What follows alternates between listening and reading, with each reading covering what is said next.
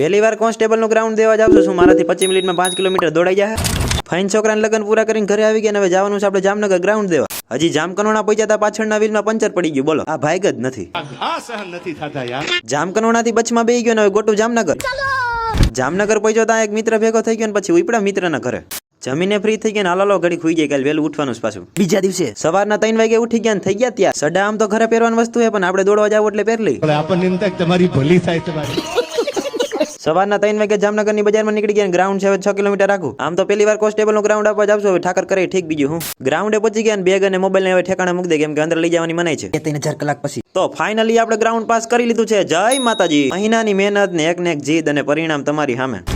मन के जीते जीत है, मन के हारे हार. हार गए जो बिन लड़े उन पर है धिक्कार. મિત્ર મને કોંગ્રેચ્યુલેશન કે છે, હું એને થેન્ક યુ કહી દઉં ને તમે સબસ્ક્રાઇબ કરી નાખો.